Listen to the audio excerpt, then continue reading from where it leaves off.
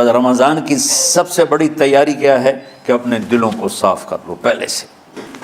تمہارا دل ایک آنگن ہے، ایک صحن ہے، اس میں بغض، نفرت، حسد، پتہ نہیں کیا کیا گندگیاں آئیں گی اور آتی رہیں گی۔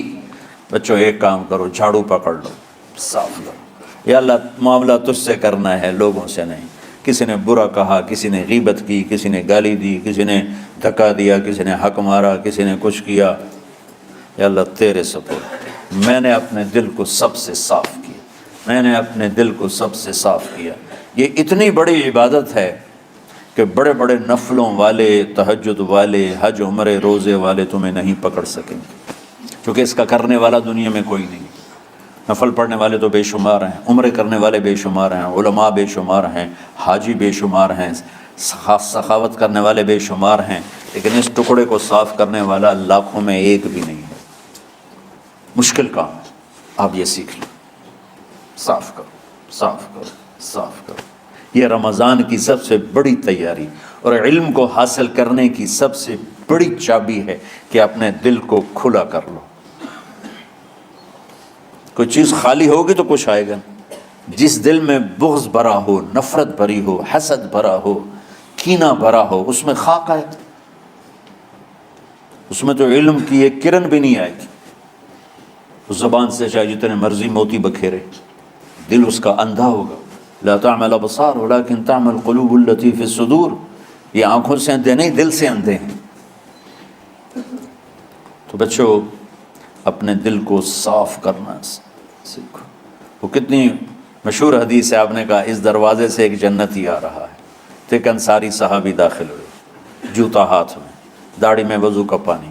اگلے دن اس دروازے سے ایک جنتی آ رہا ہے، تو ایک صحابی آئے، ہاتھ میں جوتا، داڑھی میں وضو کا پانی، وہی صحابی۔ اگلے دن اس دروازے سے ایک جنتی آ رہا ہے، تو وہی صحابی 3 دن جنت کی بشارت لی۔ یہ بیٹھے تھے اس محفل میں، ان کے دل میں آیا کیا یہ بزرگ مجھ سے زیادہ عبادت کرتا؟ رات میں ساری جاگتا ہوں، دن روزہ رکھتا ہوں، ایک ختم کرتا ہوں، تو جنت کی بشارت تو مجھے ملنی چاہیے تھی، ان کو کیسے مل رہی؟ یہ کسی کتاب میں نہیں لکھا کہ یہ ان کا جذبہ تھا، لیکن جو کہ میں ان کی سیرت کو جانتا ہوں تو مجھے خیال آتا ہے کہ ان کی نفسیات میں یہ بات آئی ہوگی، چونکہ صرف انہی کو خیال آیا کہ میں جا کے دیکھتا ہوں کہ یہ بزرگ کیا کرتے ہیں۔ تو ان کے پاس پہنچ گئے، چاچا، ذرا وہ ادھیڑ عمر تھے، چاچا وہ میرے ابا تھوڑے ناراض ہیں، تو کچھ دن آپ کے پاس گزارنا ہوگا، بیٹا بسم اللہ آ جاؤ۔ اب رات ہوتے عشاء کی نماز پڑھ کے انہوں نے جلدی سے چادر اوپر لی اور یوں سراخ کر کے ان چاچے کو دیکھنے لگے ایسے کر کہ اب یہ کیا ساری رات سجدہ کرے گا اور ساری رات روتے روتے روتے روتے مسلح گلا ہو جائے گا، یا ساری رات رکوع کرے گا، ساری رات قیام کرے گا، ساری رات قرآن پڑھے گا، اس تصور سے یوں دیکھ رہے۔ اور وہ بزرگ صحابی تشریف لائے، سرانے پہ سر رکھا، اللہم بسمک اموت و احیا، ہو گئے۔ اب یہ دیکھ رہے ہیں ابھی اٹھیں گے، ابھی اٹھیں گے، ابھی اٹھیں گے، اٹھے نا، فجر کی اذان پہ اٹھے۔ اب یہ تو حیران پریشان ہو گئے کہ یہ کیا؟ اس زمانے میں تو منافق تہجد نہیں چھوڑتے تھے ڈر کے مارے کہ پتہ نہ چل جائے ہمارے کفر کا، تو یہ چاچا جنت بھی لے گیا تو ستا بھی پیا، کہ چلو کل دیکھوں گا۔ اگلی رات پھر چادر سر پہ کر کے اور یوں سوراخ کر کے لیٹے ہوئے اور دیکھ رہے، چاچا پھر تشریف لائے اور سرانے پہ سر رکھا، اللہم بسمک اموت و احیا، ہو گئے۔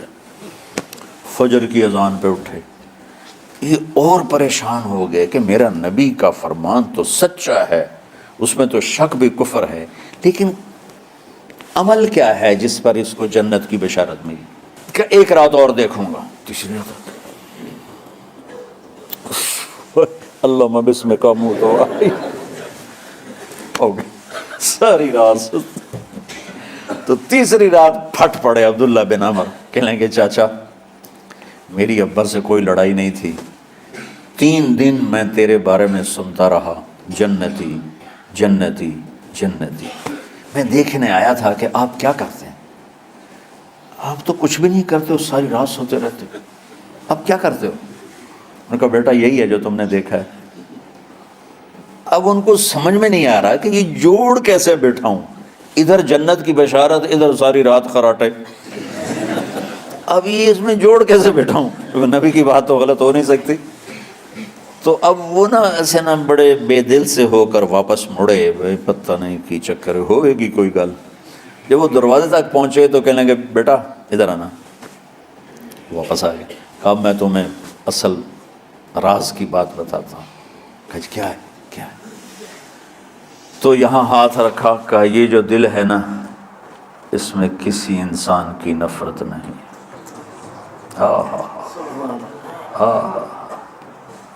اور جب اللہ کسی کو رزق دیتا ہے، عزت دیتا ہے، مجھے کبھی حسد نہیں ہوا، مجھے خوشی ہوتی. تو عبداللہ بن عمر نے کہنا تھا ہاں یہ بات ہے. نہیں، انہوں نے کہا ہاذا ہوا، اچھل کے کہنے لگے ہاذا ہوا، ہاں ہاں ہاں ہاں یہی ہے یہی ہے یہی ہے. پھر کہنے کہ چاچا پر یہ میرے بس کا نہیں ہے، کون کرے گا یہ؟ اتنے بڑے آدمی ہو کر کہہ رہے ہیں کہ یہ میرے بس کا نہیں. تو بچوں، دنیا میں جنتی بننا ہے اور علم اللہ سے لینا ہے تو اسے صاف کر دو سب کی نفرت سے. سب، اس نے مجھے یہ کیوں کہا، اس نے مجھے یوں کیوں دیکھا، اس نے میرے بارے میں یوں کیوں کہا، اس نے میرے بارے میں یہ کیوں لکھا. جس کی تعریف ہوتی میری کتنی برائی ہوتی. صرف تعریف تو نہیں ہوتی، بھرا پڑا سوشل میڈیا مجھے گالیاں دیں. اللہ کے فضل سے میرے دل میں ایک ذرے کے برابر کبھی کوئی منفی جذبہ نہیں آیا. آئے تو میں دھو کے صاف کر دیتا ہوں. یا اللہ میں نے اپنے دل کو صاف کیا، میرا معاملہ تیرے ساتھ ہے، کسی کے ساتھ نہیں. تو ساری امت سے کہتا ہوں رمضان کا استقبال کرو دلوں کو صاف کر کے، نفرتوں کو مٹا کے. مذہبی نفرت، دنیاوی نفرت، رشتوں کی نفرت، بول چال کی نفرت، سیاست کی نفرت، لین دین کی نفرت، ان سب سے اپنے دل کو صاف کرو تاکہ رمضان میں اللہ نے علم اتارا، اللہ تعالیٰ آپ کو علم عطا فرمائے. اور باقی لوگ جو عام دنیا میں زندگی گزار رہے ہیں ان کے دلوں میں اللہ رمضان کا نور اتارے اور اپنے اور ہدایت کا نور اتارے. یہ سب سے بڑی تیاری ہے اس کی.